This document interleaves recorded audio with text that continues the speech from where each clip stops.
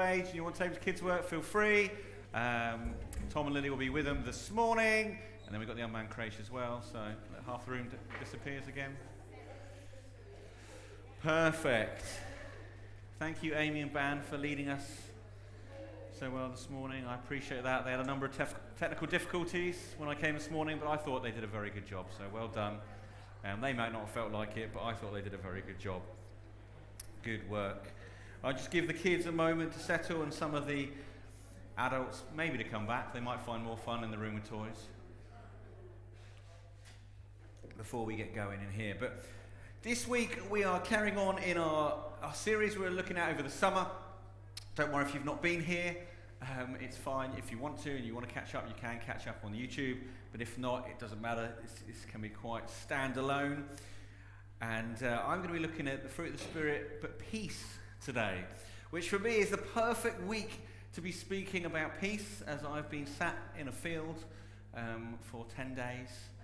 And George, that's where you find peace, sat in a field camping. So don't forget that, okay? I found peace. I've been sat there. I've been disconnected from the world. My kids have been playing with the other family of kids. I've just been sat there enjoying time. Even Amelia said at one point, I think Sarah turned around to her and said, we're just going to have some adult time now because we were having a takeaway one evening.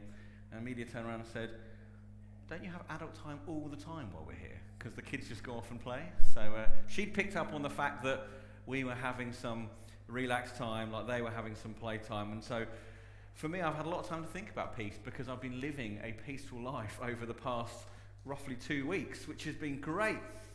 And so to put it in context, what my peaceful life, peaceful holiday look like is I wake up probably around about, well, Sarah, correct me about this, 7:30.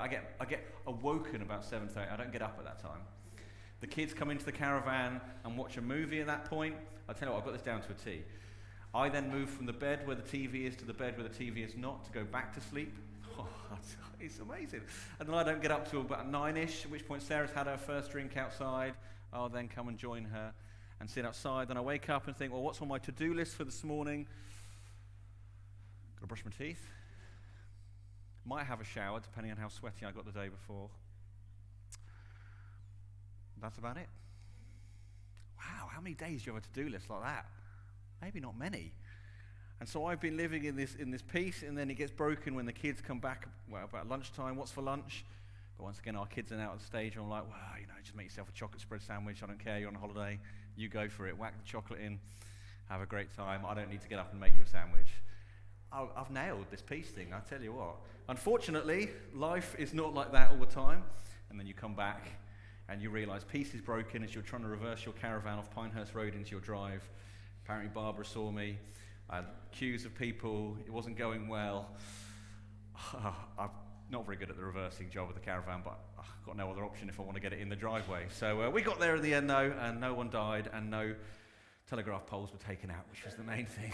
But the peace was well and truly broken when I came home, because then you've got to unload the caravan, and then I had to deal with a wasp's nest in the garden. I tell you what, all that easy to-do list out the window. And since then, it's been washing load.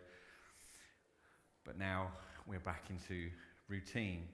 So today, we're going to be talking about peace. But I guess the first question is, what is peace? Or even, not only what is peace, but what is the biggest battle for peace today? Peace is a word that's used in many different contexts, in many different places. Where is the biggest battle for peace? You might say it's to do with nations searching for peace. You might say it's to do with your relationships with your neighbours. There's a battle for peace. Maybe with your neighbours. Maybe you don't get on with them. I don't know what's happening on last night near ours. It sounded like karaoke was going on. Maybe Keith and Heather were out in the garden singing. I don't know. It was coming from the other way. Don't worry, guys. It wasn't you. But what do you have peace around you? I don't know. Maybe it's peace within your own mind. Maybe you don't have peace there. Maybe it's peace with God. Peace is one of those things that terms we can use in many different ways, in many different contexts. But what I want to do today is focus on growing on the fruit of peace. So we're not going to be focusing on peace within nations or things like that. We're going to be focusing on peace and us, growing in peace. Okay? Peace is a massive topic. I can't cover it all. Like any of these fruit of the Spirit. I mean, if you just look up the words peace in the Bible, if I was to read every single verse out which had the word peace, it would take up the whole of our morning together. Peace is something which comes up time and time and time again throughout the Bible. And so I can't cover it all, so I'm just going to narrow down and try and hopefully help us consider peace, try to live in peace, and try to be people of peace as we go through. And when I think about us, I want us first of all to think of external peace and internal peace. They're very different. External peace are the things that are opposite, are against us, they're outside of us. So they might be the things with your neighbours, the relationships that are outside your control. It might be work. It could be whatever situation you're involved with. You might have you could have a car crash. Anything can happen which causes a lack of peace. Let's say I was driving my caravan in there was no peace as I was trying to reverse this thing, and there were people either side. You feel them looking at you, their eyes are bearing down on you. Get out of this road, I've got somewhere to be. That's external peace. It's not necessarily within you, it's coming from outside.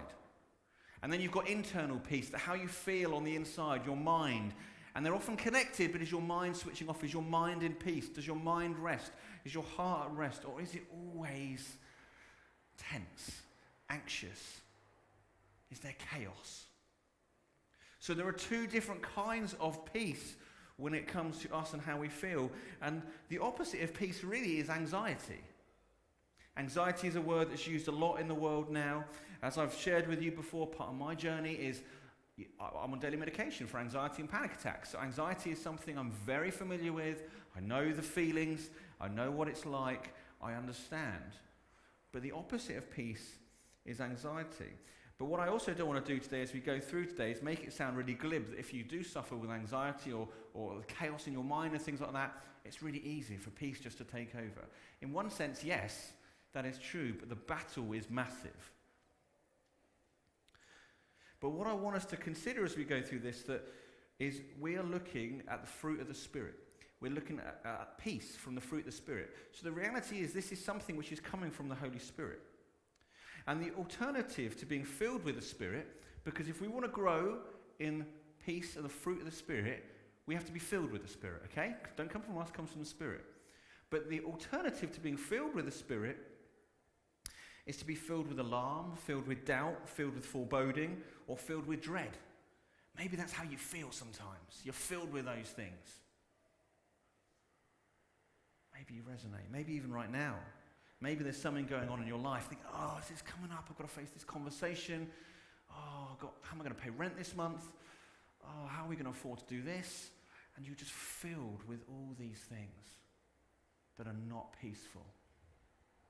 Maybe that's how you feel.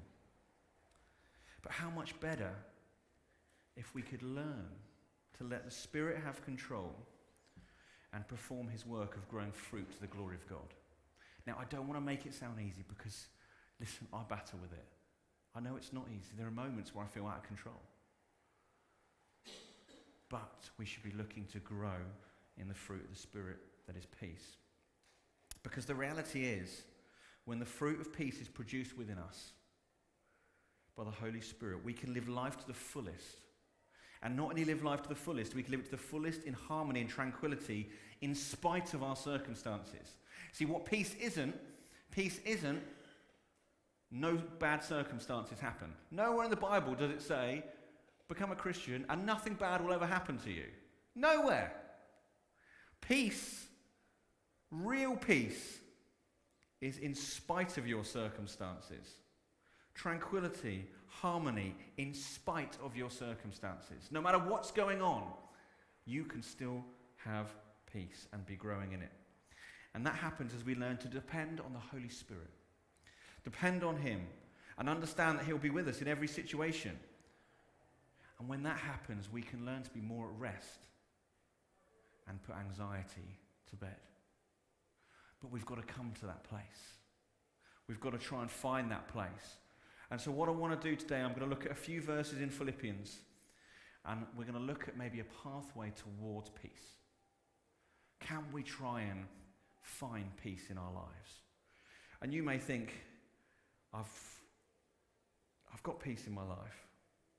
Well, once we look at this together, we'll soon find out whether we all have or not. I'm going to read from Philippians 4, verses 4 to 9, and then I'm going to pick out a number of ways I believe the Bible gives us, or this passage certainly gives us. I'm going to say this isn't the whole kind of picture of peace.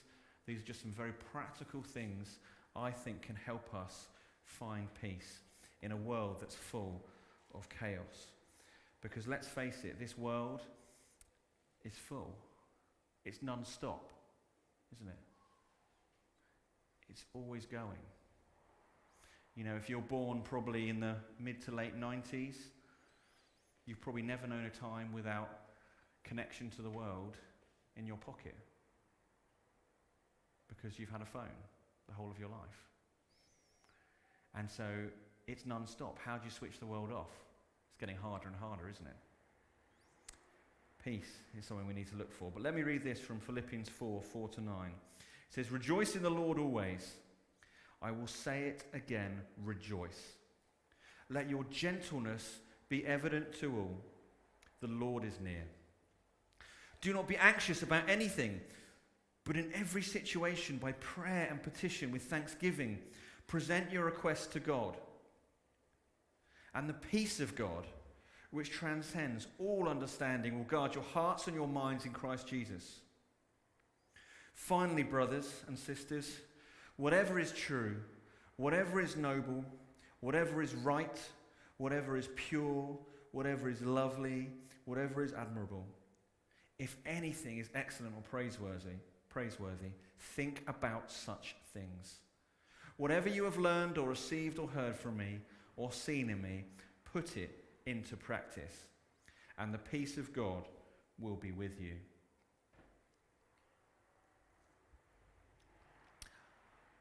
I think there's a lot more in this passage than we often realize. We pick out certain bits, but we don't always connect them together. And I'm going to try and pick out what Paul is doing here as he's writing this letter. First of all, at the beginning, we read, "Rejoice in the Lord." Now, if you read this passage in context, you could just take this verse and put it on a fridge magnet or whatever you like. "Rejoice in the Lord always. I will say it again, rejoice."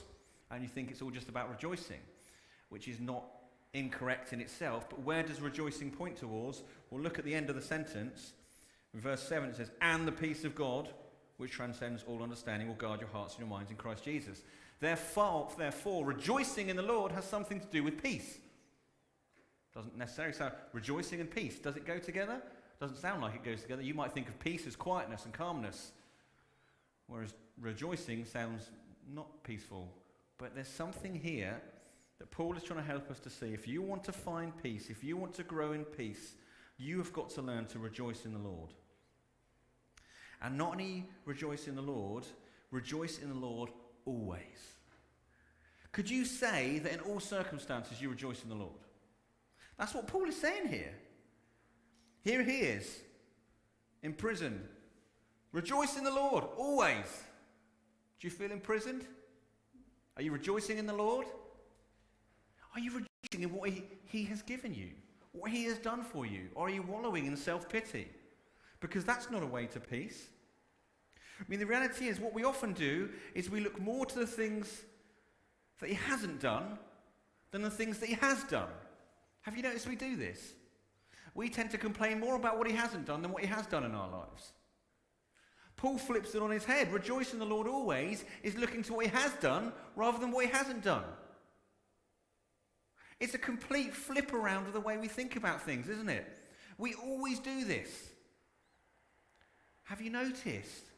Whether it's a British thing, I don't know, but we always pick the negative. We forget the good things he has done. You know, when you sing songs about God being faithful through the ages, is your reaction to go, "Oh yeah, God, you've done this, you've done this, you've done this," or think, "Well, he hasn't come through on this yet"? What's your reaction? Yeah, he might not have come through on something yet, but what has he done? This is a mindset towards peace we need to get to. When times are tough, do you rejoice in God? Do you rejoice in the Lord? Or do you turn to wallow in self-pity? Are you more thankful or critical? What are you? This is where we get to. Rejoicing in the Lord is about being thankful. But we often turn it around and are critical. We criticize, he hasn't done this person hasn't done this. But as soon as you do that, there's no peace. There's chaos in your life. We need to learn to rejoice in the Lord. And not only when he gives you what you want. Have you noticed that? I love hearing stories about what God is doing. About what God has done, maybe where he's broken through, maybe where he's delivered you from something. It could be anything. I love hearing those stories. But we shouldn't only rejoice in the Lord when he gives you what you want. We should rejoice in the Lord even when he hasn't yet come through in something, because we know he is faithful. Because other stories tell us that. He is faithful. We need to learn to rejoice in spite of our circumstances. Not grumble because of our circumstances. So the first step on pathway towards peace, rejoicing in the Lord. The second step, beginning of verse 5, he talks about let your gentleness be evident to all. Be gentle. Okay, gentleness, peace, that sounds fairly good. And I think this is where we often get peace wrong. We expect peace to be something that just comes from within us, just happens. You know, you watch all these you probably watch it on TV nowadays, the world is all about mindfulness. I'll tell you where mindfulness came from. It wasn't mindfulness, it was from Jesus, and it was called meditation, okay? But that's what the world is looking for. But it's almost like just center your inner self. But the reality is peace just doesn't come from the inside without us doing nothing. Part of peace comes from us being gentle. Let your gentleness be evident to all. Remember, the end of this paragraph he writes, and the peace of God. So gentleness has something to do with us and our pathway towards peace. Let me show you why I think we need to learn to show peace. It says this in Matthew 5, blessed are the peacemakers, for they will be called children of God. I used to read this wrong. Blessed are the peacemakers. I used to read it in my head, translate that. Blessed are the peacekeepers. People who just keep the peace. No, we're meant to be peacemakers, which means we get involved. We don't back off and say, I'm going to stay out of this, I'm going to keep the peace. We get involved and we make peace. We have to be making peace. There is an active role for us in this. If we are going to be gentle, we need to be peacemakers. We need to be people who are willing to step in and be people of peace and show peace to other people. You may have come across people like this in your life. Have you ever met someone who just seems so peaceful all the time? And you sometimes go to them when your life is chaos because it's like you just know they're calming. You might have people like that. You might know. They're people of peace. But I think the reality is we should all be looking to grow as peacemakers, not just peacekeepers. We don't just want to keep the peace, keep the status quo around us, because if that's the case, we know that the things around us are breaking. We need to be actually going in and being peacemakers. Which situations are you going into where you are bringing peace? You might think, I'm not ready to bring peace. I haven't got peace. Well, but being gentleness to all is a way of you finding peace. See, peace, say, isn't just something that happens to you. It should be coming from you. And so I want to ask you, when you think about this, when you come into situations, it could be relational situations, in the church, at home, wherever it could be, do you bring peace? Or do you bring chaos? What do you bring? Are you a peacemaker? Or are you a chaos bringer? What are you? We should be looking to be people of peace. Are you a person of peace? Or are you a person of tension? Do people we see you as uptight, stressed, always on the go? Or are you the calm, relaxed one? No looking at each other, please, couples, right now. I see you at the back there.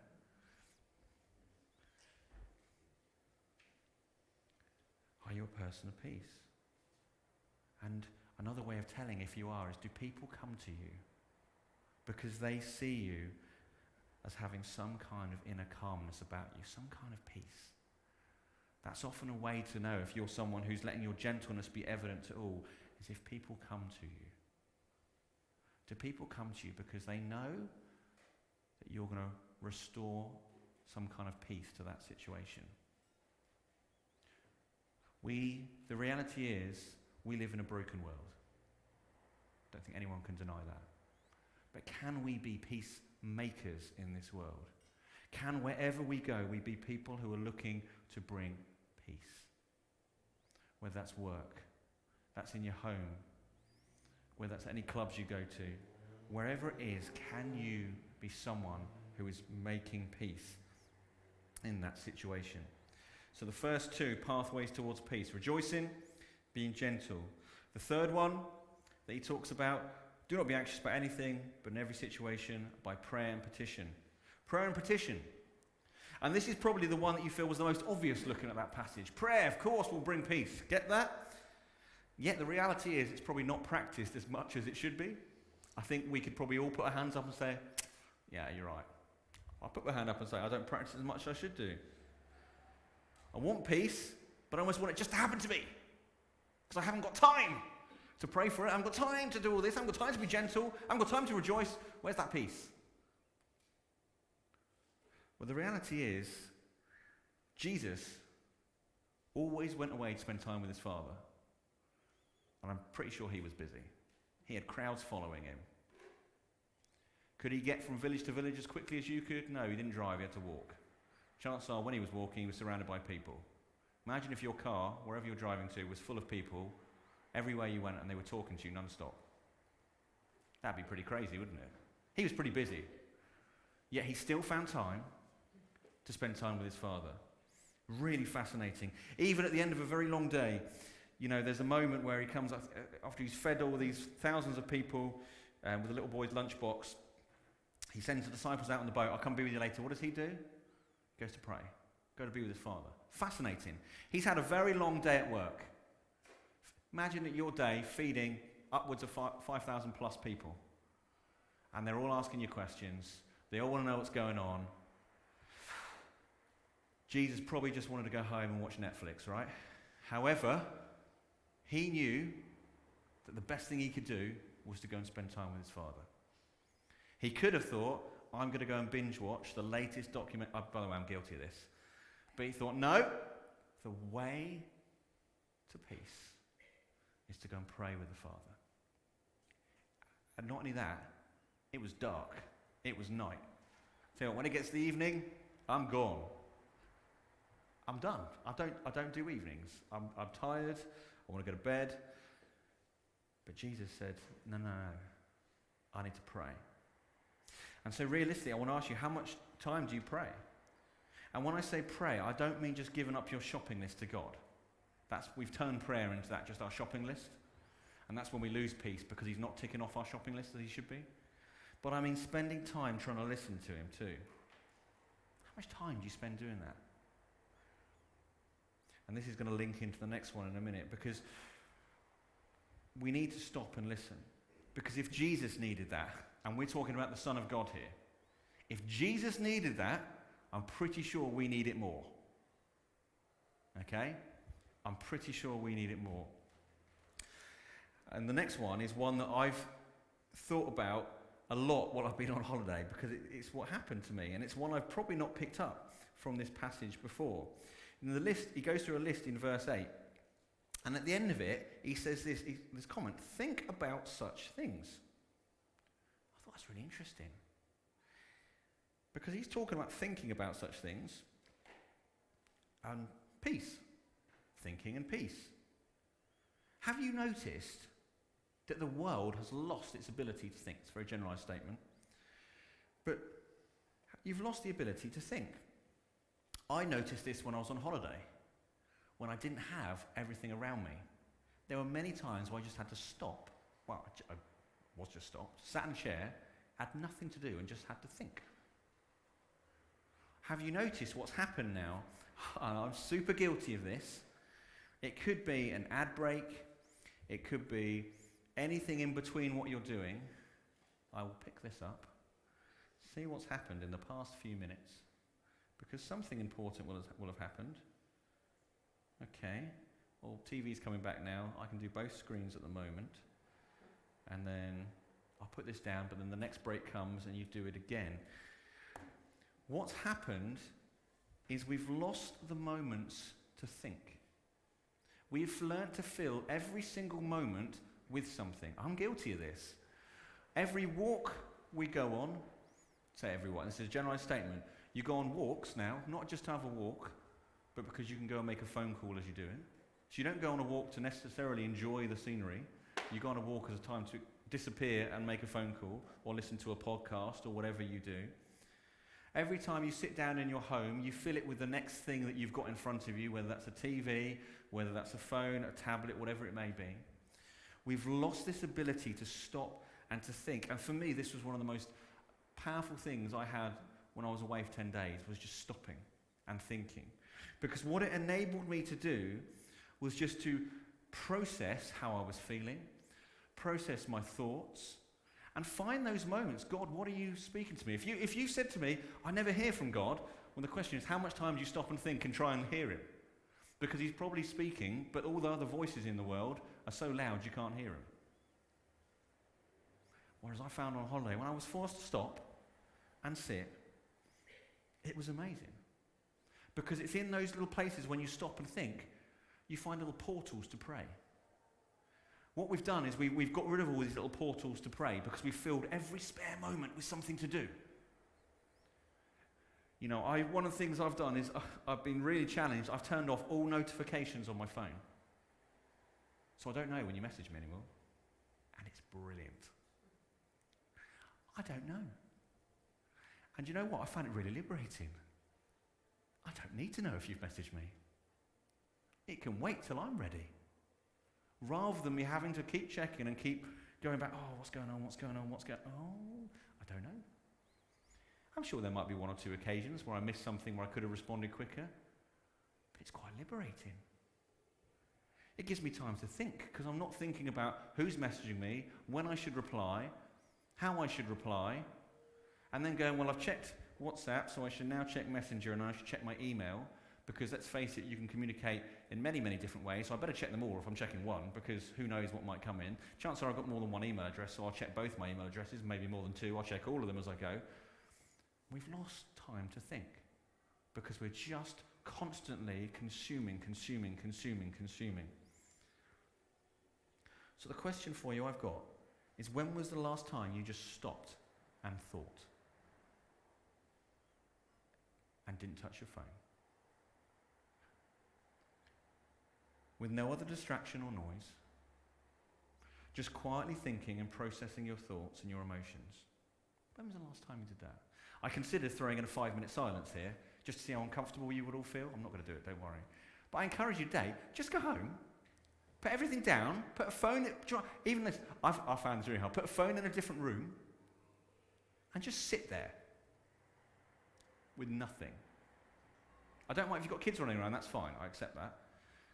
But just nothing else apart from that, and just sit and think. I'll tell you what, and we sometimes, you talk about, if you ever see those films, if you ever watch films like me, you might not, if you ever see addicts coming off drugs or things like that, and they go cold turkey, they really struggle, don't they? It's the same with this. You get a dopamine hit every time this screen goes on, or any screen goes on, and you realise how addicted you are when you try and give someone, I'll tell you what, I've been really challenged.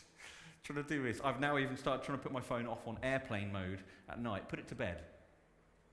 So I can, otherwise I'll be there in bed just scrolling through. Get my latest dopamine hit, and I don't sleep as well, and I don't think. I'll lose an access to prayer. Interesting, isn't it? But think, and how does silence make you feel? Do you hate it? Do you find it really difficult? How does silence make you feel? Probably for most of us, if anything like me, I don't like silence. I'm having to really battle with this, but I'm noticing when I was on holiday, the silence was those moments where I really felt present in the moment, present with God, because of the silence around me. And this list that Paul tells us to think about, when was the last time you looked at the things of the world and enjoyed the good things rather than focused on the bad things? What's he saying? Whatever is true, whatever is noble, whatever is right. We instantly look at the bad. When do you look at the good? Do you ever stop and go, wow, God, that's amazing? Or do you not get the chance because you don't stop? Thinking is massive. So that's what I want to encourage you, pathway to peace. And the final one, the final pathway to peace. So we've had rejoicing in the Lord, being gentle, prayer and petition, thinking about such things. And the last one, following Jesus. Paul says, whatever you've learned or received or heard from me or seen in me, put it into practice. Here he is following Jesus. He's saying, copy what I'm doing. Follow Jesus. First thing of this is what he then says. We read this in the Bible, let the peace of God rule in your hearts.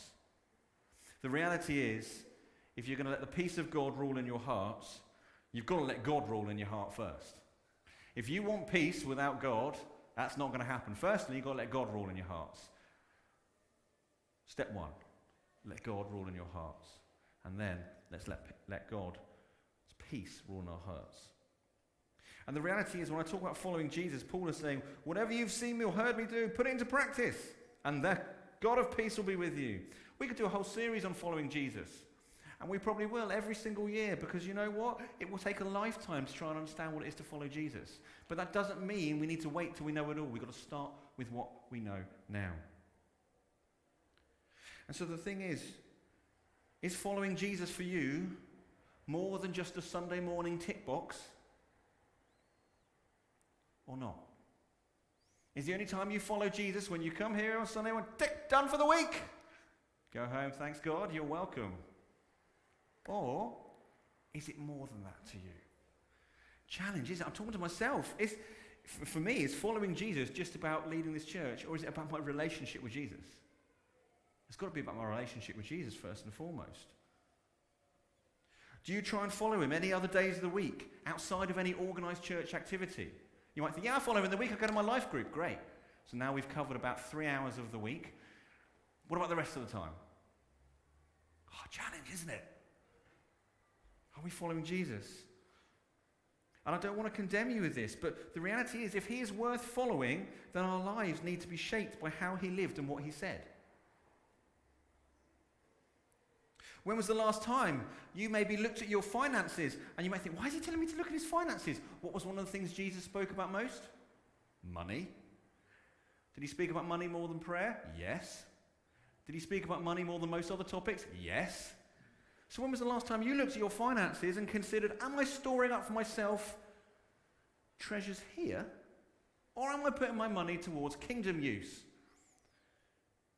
Am I storing up for myself a nest egg for me and my family, or am I storing up for myself kingdom finance, putting money towards kingdom work, building his kingdom? When was the last time you fed the poor? Just think about some of the things, what it is to follow Jesus. When was the last time you showed hospitality? Some of them might sound harder or easier depending where you sit. When was the last time you prayed with someone?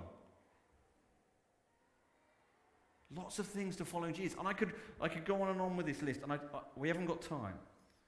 Just read the Gospels over and over and over again. Learn what it is to follow Jesus. Because when we follow Jesus, the God of peace will be with us.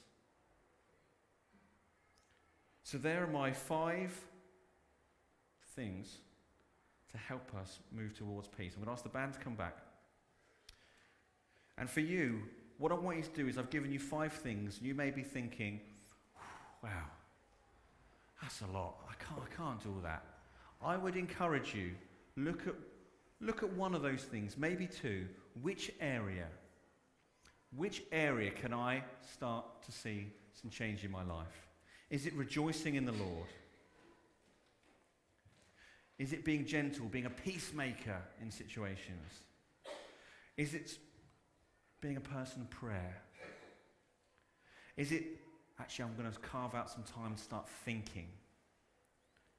Or is it, I'm going to try and follow Jesus with some areas in my life where I know I wasn't quite following him yet, and I was only just doing the bare minimum and scraping by? What one of those areas can be your focus for the next week? Maybe 2. And the reason I say don't focus on 5 is often what happens is we set these massive challenges. We get to day 1 and we haven't done them all, and so we give up with everything. But imagine if you started making a daily habit of some of these sort of things. Imagine if you started carving out a bit of your time every day just to stop and think. Imagine if you started carving out a bit of your time every day to pray. What would life look like? Would we see the peace of God reign? Because when the peace of God reigns, when we grow in that fruit of peace, it is from that place that the chaos of the world can be going on around us. But we are stood on the rock, the unshaking, the unmoving rock of Jesus Christ. And it's from that place that we can face life, just as Paul did in this passage. Peace isn't just something that happens magically. We need to be involved. We've got a part to play. And maybe some of these points, all of these points seem impossible to you. When the band have finished, when the meeting's finished, if that's you, I'd love to pray for you. If you think this is an area I want to grow in, or this is somewhere I just need some help, I'd love to pray with you. Please come forward. Please come find me. I'd love to pray that the peace of God can rule in your life as well. Thank you, Amy.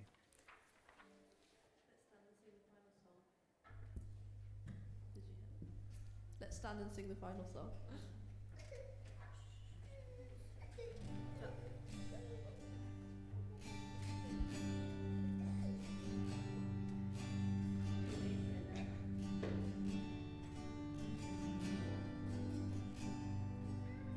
Let the King of my